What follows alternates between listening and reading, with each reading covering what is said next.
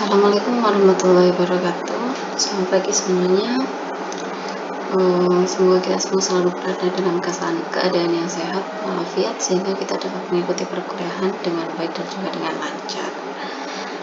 Hari ini untuk kuliah teknik laboratorium akan membahas mengenai materi pembuatan larutan dan juga pengenceran.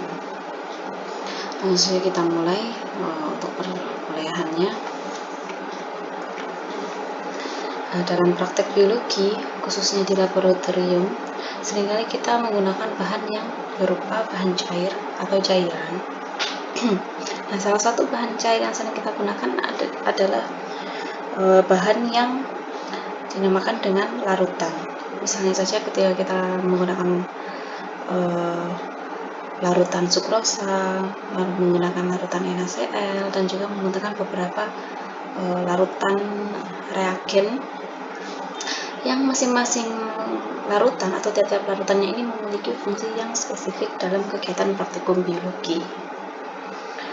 Nah, apa pengertian dari larutan itu? Nah, larutan di sini merupakan campuran zat yang mempunyai komposisi yang seragam atau suatu campuran yang sifatnya adalah homogen atau tadi di dalamnya atau komposisi di dalam larutannya ini merupakan komposisi yang seragam. Nah, di dalam larutan itu kita mengenal ada dua istilah, yaitu yang namanya pelarut dan juga zat yang terlarut. Nah, pelarut atau solvent ini merupakan media yang melarutkan zat.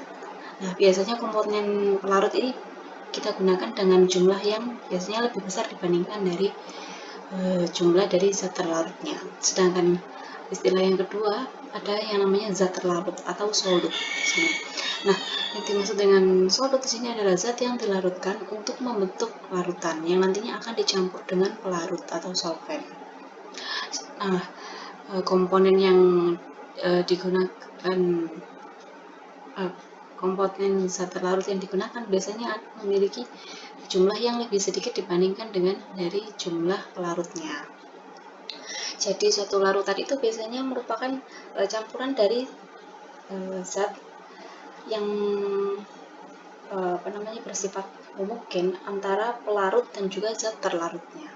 Misalnya kita membuat yang namanya larutan sukrosa. Nah, di situ dia terjadi campuran antara pelarut, dalam hal ini adalah air atau aquades, dan juga zat terlarut yang berupa sukrosa.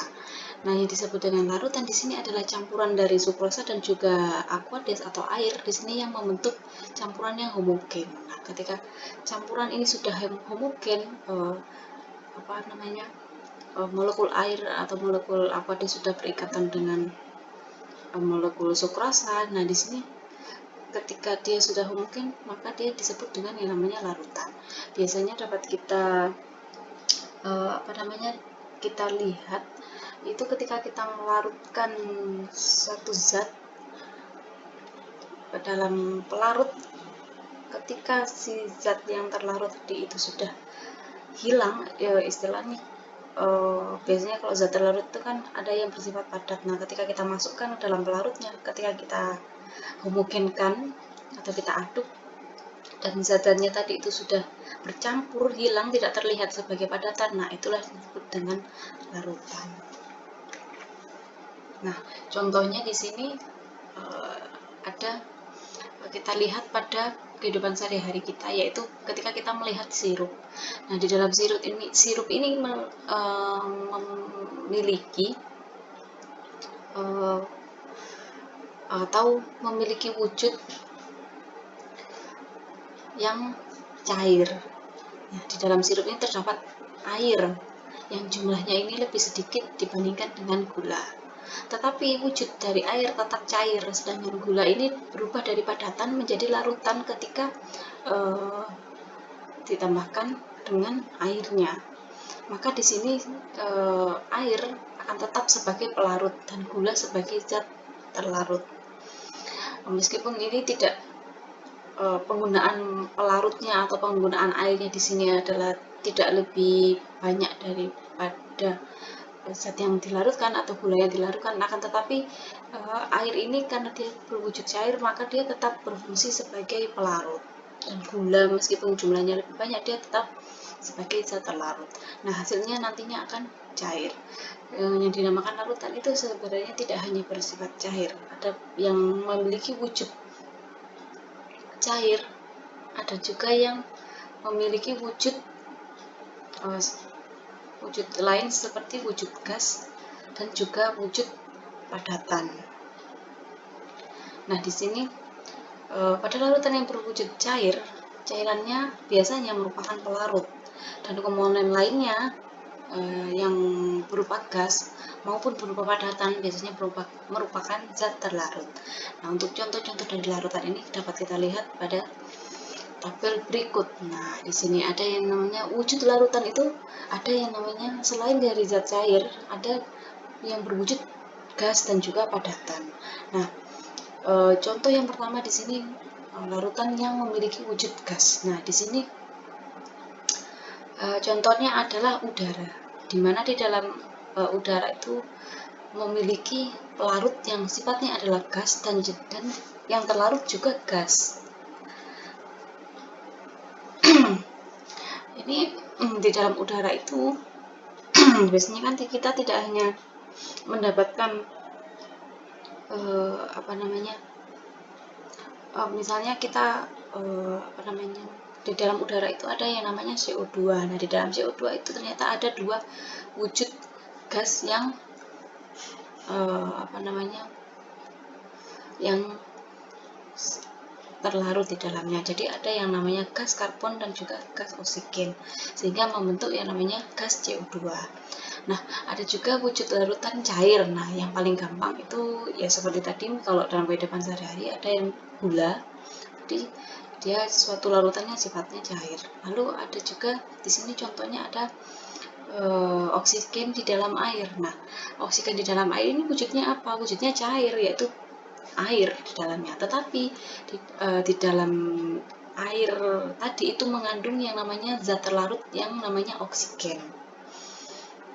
Lalu ada juga wujud larutan yang sifatnya juga cair, tetapi yang terdiri dari pelarut maupun zat terlarut yang sifatnya sama-sama cair. Misalnya ini alkohol yang ada di dalam air, atau etanol yang ada di dalam air. Biasanya kalau kita melihat larutan alkohol 70%, itu kan berarti dia sudah merupakan larutan antara aqueous atau air dengan alkohol. Seperti itu. Jadi cairan alkohol yang dihomogenkan dicampur dengan cairan aqueous atau air, sehingga membentuk yang namanya larutan alkohol dengan konsentrasi yang dengan beberapa konsentrasi. Kalau kita melihat alkohol saja, tidak alkohol dalam air, biasanya dia bersifat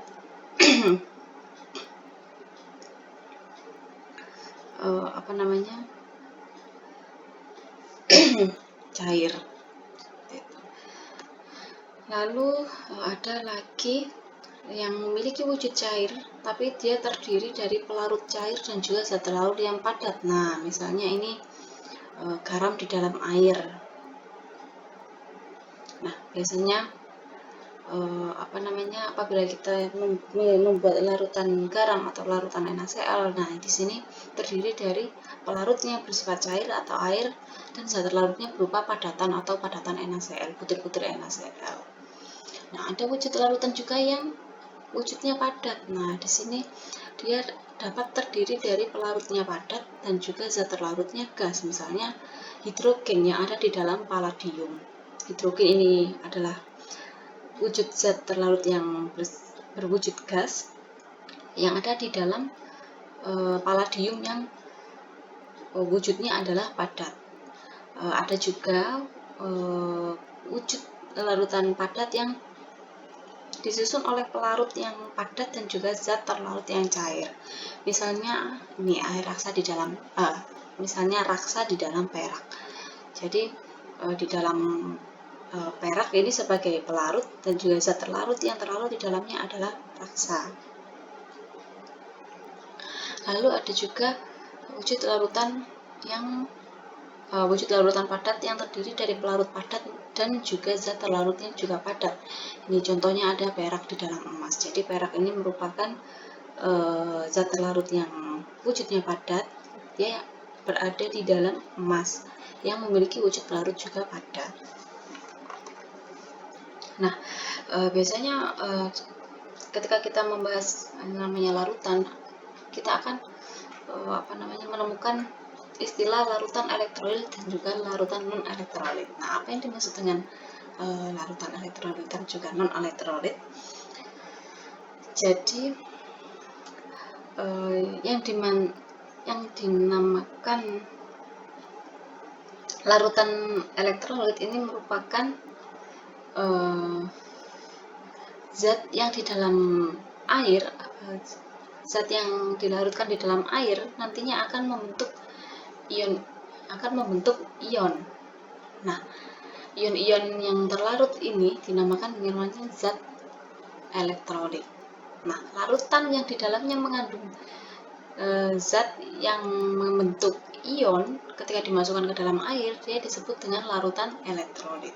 Nah, sedangkan untuk zat yang ada di dalam air yang dia tidak membentuk ion, akan tetapi dia membentuk molekul, itu dinamakan dengan zat non elektrolit. Nah, larutan yang mengandung molekul yang mengandung air, yang larutan yang mengandung zat yang dimasukkan ke dalam air yang membentuk molekul, ini disebut dengan larutan non elektrolit. Jadi apabila suatu zat kita masukkan ke dalam air dan nantinya dia akan membentuk ion, maka larutan dari campuran air dan juga zat tadi dinamakan dengan larutan elektrolit. Sedangkan apabila suatu larutan tadi mengandung zat yang ketika dimasukkan ke dalam airnya ini dia tidak membentuk ion melainkan membentuk molekul, maka larutan tersebut disebut dengan larutan non elektrolit. Nah, untuk membedakan larutan elektrolit dan juga larutan non elektrolit biasanya dapat dilakukan dengan melakukan uji sifat hantaran listriknya. Biasanya dapat kita lakukan dengan peralatan yang sederhana berupa uji nyala lampu. Nah, lalu untuk mengetahui komposisi suatu larutan, biasanya kita akan menyatakannya secara kuantitatif. Kadarnya atau konsentrasi suatu zat yang terlarut di dalam larutannya maupun dapat kita nyatakan secara kualitatif. Nah,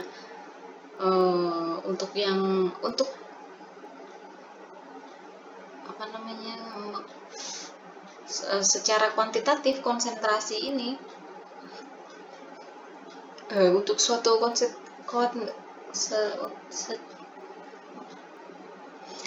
secara kuantitatif komposisi larutan ini dapat kita nyatakan dalam kadar maupun konsentrasi dari suatu zat yang terlarut di dalamnya. Misalnya larutan sukrosa 5%.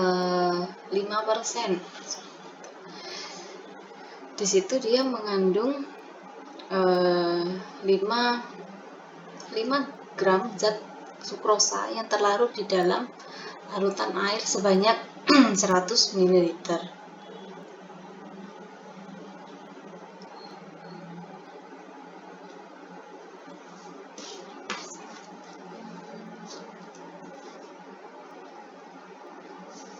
Sedangkan secara kualitatif biasanya kita menggunakan istilah larutan pekat maupun larutan encer. Nah, larutan pekat ini biasanya larutan yang memiliki konsentrasi zat terlarut yang relatif besar.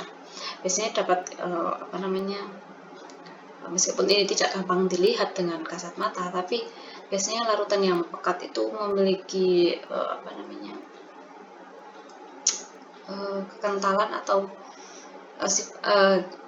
kita lihat cairannya itu tidak terlalu cair, jadi agak pekat. Nah, biasanya ini memang tidak mudah ya, jadi memang secara kualitatif itu biasanya kita hanya berdasarkan perasaan kita saja kita melihat, oh ini suatu larutan yang pekat, yang kita asumsikan bahwa konsentrasi zat terlarut di dalamnya ini adalah besar. Sedangkan ada juga yang namanya larutan encer. Larutan encer ini biasanya konsentrasi zat terlarutnya relatif kecil. Nah, sebenarnya secara kualitatif juga secara kualitatif untuk melihat suatu larutan itu pekat maupun encer juga dapat kita tinjau dari segi kuantitatifnya. Jadi suatu misalnya kadar dari larutan sukrosa ini misalnya sebesar 80% misalnya ya.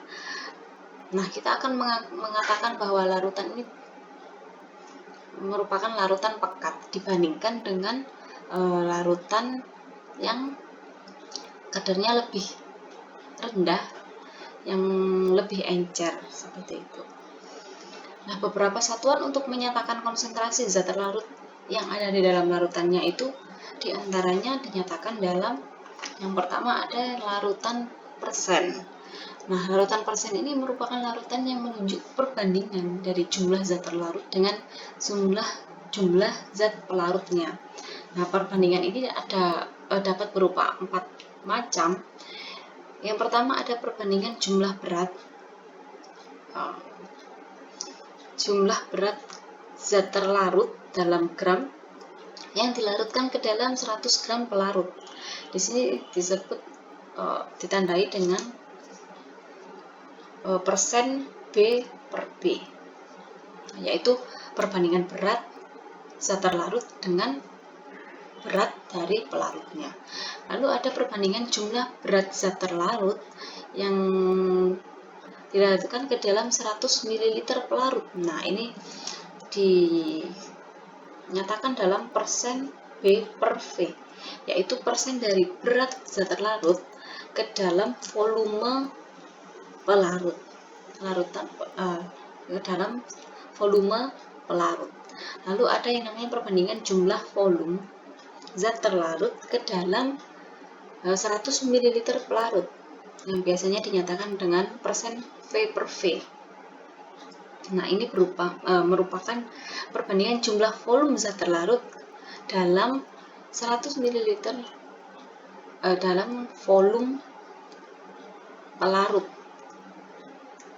Nah, lalu ada lagi yang namanya perbandingan jumlah volume zat terlarut ke dalam 100 gram pelarut, biasanya dinyatakan dalam persen V per B atau persen volume per berat. Jadi di sini merupakan perbandingan volume dari zat terlarut dalam berat dari pelarutnya, yaitu 100 gram. Nah, contohnya misalnya ada larutan glukosa 20%. Di sini 20% W per V, atau ini kalau bahasa Indonesia menjadi B per V, yaitu artinya sebanyak 20 gram sukrosa. Karena ini B per V berarti 20-nya ini adalah 20 berat dari zat terlarut, yaitu 20 gram glukosa yang dilarutkan ke dalam karena ini V dilarutkan ke dalam 100 ml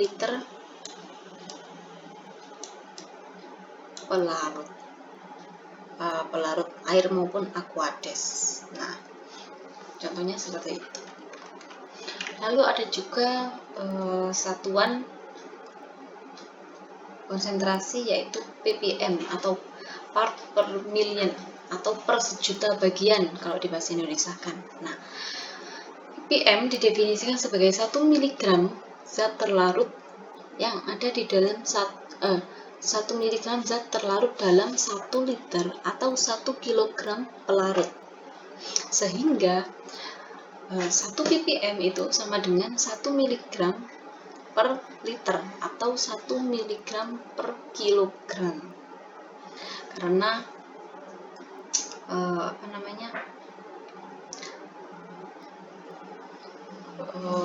apabila kita tarik rumusnya, ppm sama dengan berat zat terlarut dalam miligram per volume larutan dalam liter atau dalam kilogram.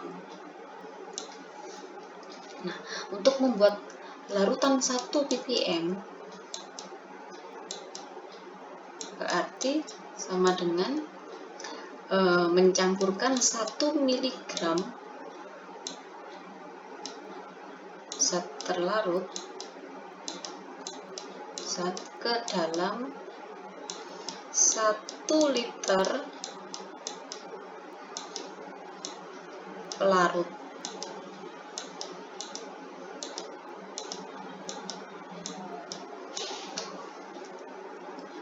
Atau 1 kilogram pelarut.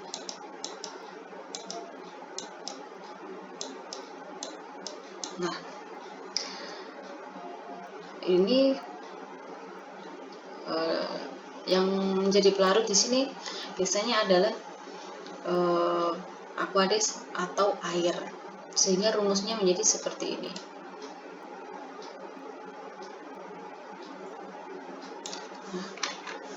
Lalu selanjutnya yang ketiga dinyatakan dalam yang namanya fraksi mol. Nah, fraksi mol ini merupakan rasio mol suatu komponen larutan atau suatu zat atau mol zat terlarut terhadap mol total semua komponen larutan. Jadi fraksi mol ini dapat kita rumuskan, yaitu fraksi mol zat terlarut sama dengan mol zat terlarut atau mol komponen larutan. Di sini komponen larutan adalah zat terlarut maksudnya. Jadi untuk menghitung fraksi mol zat terlarut ini dapat kita lihat dari mol zat terlarutnya dibagi mol dari total larutan. Jadi misalnya fraksi mol dari larutan dari zat misalnya NaCl dalam air, maka di sini adalah mol NaCl dibagi mol total atau mol NaCl plus mol air untuk mol pelarutnya. Yang keempat ada dinyatakan dalam satuan molar. Nah, molar yang ditulis dalam bentuk atau dinyatakan dalam huruf M besar ini merupakan atau molar atau molaritas ini didefinisikan sebagai jumlah mol yang terlarut setiap liter larutan, atau dapat ditulis sebagai ini, bahwa M sama dengan mol zat terlarut per volume dari larutannya. Jadi suatu larutan disebut 1M atau 1 molar itu apabila larutan itu dibuat dengan cara melarutkan 1 mol zat dalam sejumlah pelarut, atau di sini pelarutnya adalah berupa air, hingga total volume larutan tersebut menjadi 1 liter. Nah, lalu ada yang namanya dinyatakan dalam molal. Tadi molar, yang ini adalah molal. Kalau molal dia dinyatakan dalam huruf M kecil, bukan M besar. Jadi berbeda antara molar dan juga molal.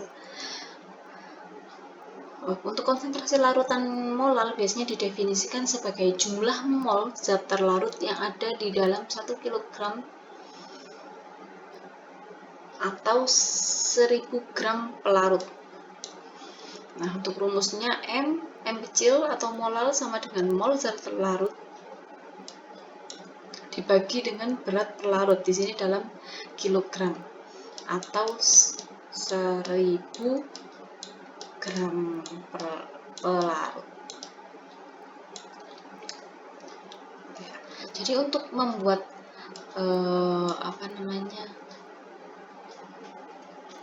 larutan 1 molar itu dengan cara melarutkan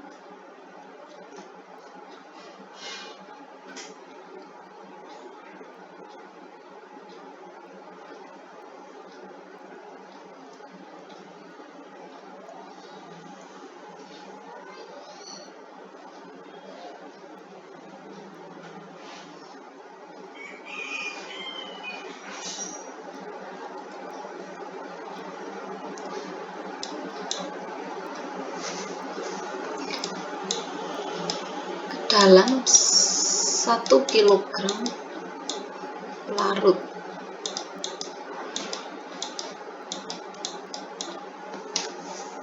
Nah, selanjutnya ada yang namanya normalitas. Larutan normalitas atau yang dinyatakan dalam N atau huruf N besar adalah larutan yang berasal dari sejumlah zat elektrolit yang dilarutkan dalam air hingga volume larutan menjadi 1 liter. Nah, biasanya untuk gram ekuivalen suatu zat tergantung dari hidrogen ekuivalen zat tersebut. Jadi suatu larutan normal biasanya ditentukan oleh konsentrasi ion H+-nya yang ada di dalam larutan tersebut. Jadi rumusnya adalah N sama dengan mol zat terlarut dikalikan dengan ekuivalen dari zat terlarutnya per atau dibagi volume larutan dalam liter. Nah, biasanya dalam laboratorium kita akan dalam praktikum biologi, beberapa praktikum biologi yang membutuhkan larutan, ada zat yang disimpan itu dalam bentuk padatan dan juga ada yang zat yang disimpan dalam bentuk larutan. Nah, apabila dia sudah berbentuk larutan, maka kita dapat langsung menggunakannya. Apabila suatu zat tadi itu disimpan dalam bentuk padatan, maka kita perlu membuat larutan dari padatan-padatan yang disimpan di laboratorium. Nah, untuk membuat larutan ada 2 cara, yaitu tadi apabila zat yang akan kita gunakan ini, yang kita larutkan ini berupa padatan, maka langkah yang dilakukan yang pertama adalah dengan cara menimbang secara akurat zat terlarut atau zat yang akan kita larutkan menggunakan neraca analitik. Nah, bagaimana cara menghitung massa zat? Nah, massa zat ini dapat kita hitung dengan menggunakan rumus. Di sini rumusnya adalah massa dalam gram sama dengan mol dikalikan mR-nya atau berat molekulnya. Dimana untuk rumus dari mol itu sendiri di sini kita dapatkan dengan cara mengalihkan molaritas zat dikalikan dengan volume yang akan kita buat larutannya. Lalu setelah kita menimbang padatan tadi, zat yang berupa padatan tadi, selanjutnya kita memasukkan zat tadi ke dalam labu takar yang bersih dan juga sudah kering. Nah, karena mulut dari tabung ini kecil, jadi apabila jumlah yang kita gunakan ini lumayan banyak, untuk mencegah padatannya ini tumpah atau terbuang, maka kita perlu menggunakan bantuan corong untuk memasukkan bahannya. Nah, setelah bahannya dimasukkan, kita baru menambahkan aquades. Menambahkan aquades sebanyak sekitar ya mungkin 50% atau separuhnya terlebih dahulu, untuk tujuannya untuk melarutkan zat terlarut dengan cara dikocok. Nah, setelah dikocok baru kita tambahkan lagi aquades sisanya sampai mendekati tanda pada batas. Nah, ketika mendekati tanda batas ini biasanya kan membutuhkan paling beberapa tetes saja ya, agar tidak kelebihan atau kurang larutan yang kita masukkan atau aquades yang kita masukkan. Biasanya kita perlu menggunakan pipet tetes untuk membantu memasukkan aquades secara perlahan sampai volume larutan ini tepat pada tanda batasnya. Nah, setelah aquades yang kita masukkan ini sudah pas, sudah berada pada tanda batas, maka labu takar tadi ditutup rapat, lalu larutannya dikocok atau dihomogenkan sampai benar-benar homogen. Setelah itu baru kita simpan ke wadah untuk penyimpanan larutannya, atau juga kita taruh ke dalam wadah yang nantinya akan kita gunakan dalam kegiatan praktikum. Nah, ini untuk contoh langkah-langkah yang perlu kita lakukan dalam membuat larutan. Di sini contohnya membuat larutan KMNO4. Di sini yang pertama adalah menghitung masanya. Lalu setelah itu kita timbang serbuknya atau padatannya. Setelah itu kita masukkan ke dalam labu ukur. Setelah itu kita tambahkan air atau aquades separuhnya terlebih dahulu, atau ya secukupnya untuk melarutkan larutan tadi. Dan juga untuk apabila kita menggunakan corongan, maka kita perlu membilas corongan tadi dengan aquades. Tujuannya agar serbuk-serbuk yang menempel pada corongan ketika kita memasukkan serbuknya tadi itu bisa dapat larut dan masuk ke dalam labu ukur ini. Setelah itu kita kocok hingga homogen. Barulah setelah homogen kita tambahkan lagi sisa aquades yang tersisa hingga pada tanda batas. Tadi hati-hati juga apabila ini sudah mendekati titik batasnya atau garis batasnya ini, misalnya sampai di sini, ini kita perlu menggunakan bantuan pipet agar yang kita dapatkan nanti itu pas sesuai dengan garis atau batasnya. Kalau kita tidak menggunakan pipet, misalnya kita langsung tuang dari gelas beker seperti ini, bisa jadi dia malah nanti cairan atau aquadesnya yang kita masukkan terlalu banyak dan malah ada melebihi dari batasnya atau melebihi ukuran dari jumlah pelarut yang akan kita buat. Nah, kalau sudah seperti ini nanti hasilnya akan berubah konsentrasinya. Jadi lebih baik kita tambahkan air sampai mendekati sini, baru kita tambahkan lagi aquades melalui pipet tetes. Nah, setelah itu baru kita kocok lagi. Nah, dalam membuat larutan itu ada yang dari padatan seperti tadi, dan ada juga yang kita membuatnya dari satu larutan juga. Misalnya stok yang ada itu, misalnya kita membutuhkan alkohol 50% dalam praktikum, akan tetapi di situ hanya ada tersedia alkohol absolut yang konsentrasinya adalah 100%, sehingga kita perlu membuat alkohol 70%. Caranya bagaimana? Nah, dengan melakukan pengenceran dari larutan alkohol.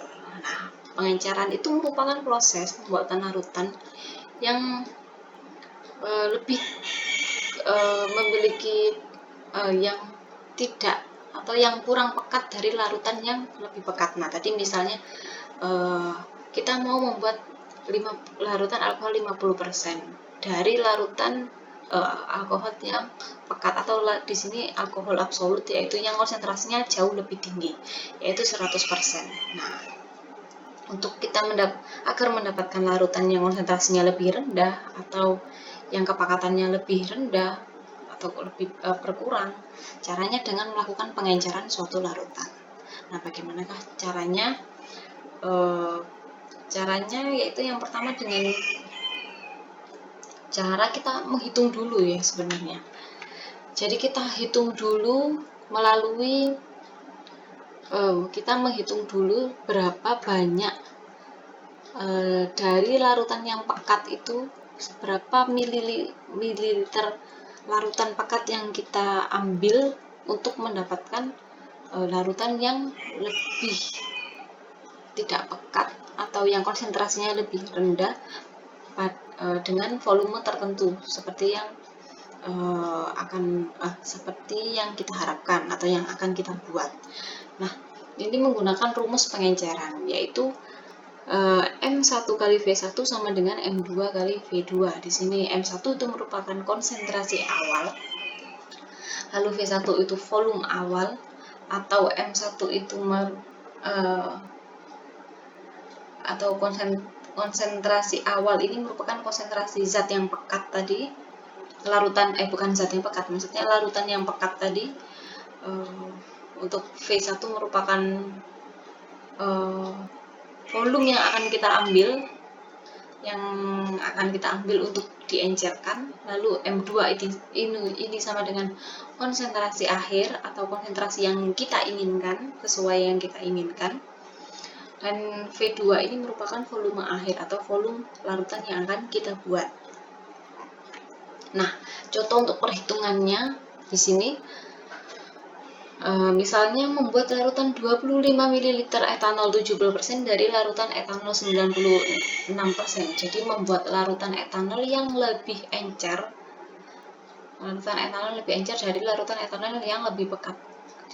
Di mana konsentrasinya di sini adalah 96%. Nah, bagaimana caranya?